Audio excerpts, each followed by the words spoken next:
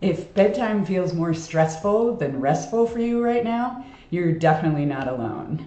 This is the Sleep Circle, where we test sleep tools, explore routines, and share what actually works. I'm Beth Hayden, recovering insomniac, and today we're going to cover the 3 mistakes that people make when they're buying smart beds. These systems can be really helpful for people only when they fit what you need. So before you make this investment, we want to make sure that you pick the right one for you. So mistake number 1, paying for features that you won't use. So smart beds get a lot of hype, they get celebrity endorsements and athletes, and that hype isn't necessarily fake, but most likely you're not an athlete. You're just a regular person who's trying to get more sleep.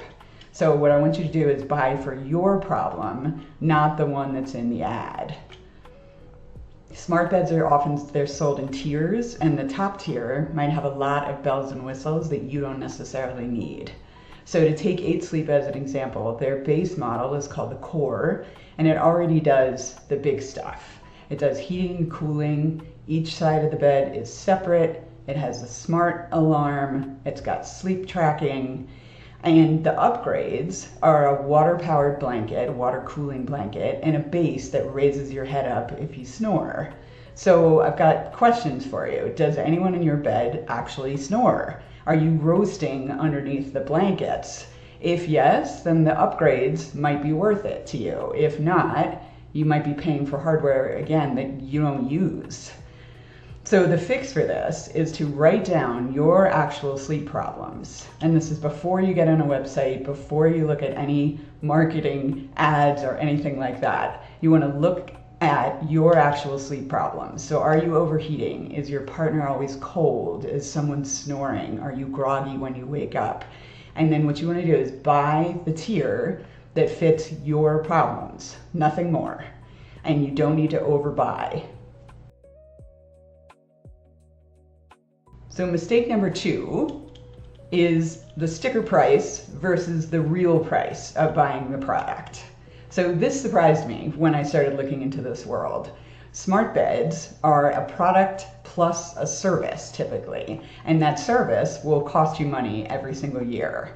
So 8 Sleep is super upfront about this. Their subscription is called Autopilot, and it's required for the first 12 months after you buy the bed. And that'll run you $200 to $400 a year, depending on which plan you pick. And the membership is what makes the smart bed smart. It's got auto temperature adjustments, sleep and health reports, and things like that. So these are not a ripoff for 8 Sleep. One membership will cover both partners. You have upper plans that will upgrade your warranty from 2 years to 5 years, which is definitely worth thinking about when your investment is this big. And it might be able to replace a sleep tracking wearable like a watch or something that you're already paying for. So keep that in mind when you're factoring the price.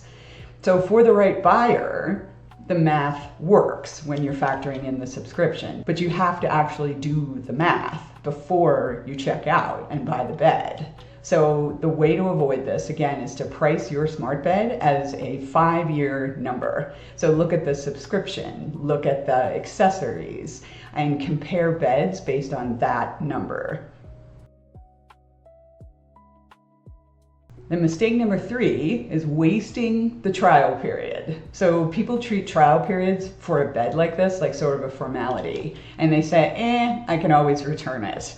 But they never actually seriously test it. And 30 nights is a typical trial period for many of these smart beds, and it goes by fast. Your body needs a week and a half to adjust to sleeping on a new bed and new technology like this. The real evaluation window is really 15 through 30. And if you sort of drift through your trial period and then the deadline arrives and you say something like, I guess it's fine, it's a shame that I guess it's fine would have to be what you end up with an investment like this. It's just not good enough. So the fix for this is 2 parts to it. Before the box arrives, write down what it would look like to have a smart bed work for you. And again, this gets back to the issues that you're trying to solve. So what would it look like? What's your wish list? Are you wanting to fall asleep faster? not waking up sweating at 3 in the morning. Maybe your partner didn't elbow you in the middle of the night to tell you that you're snoring and disturb your sleep. Whatever it is, again, that's on your wish list. So make that first before the bed arrives. And then put 2 dates on your calendar. The first one is a halfway point, so that's the day 15, and you check in and just see how you're doing and how the bed matches up with what it looks like in your perfect scenario.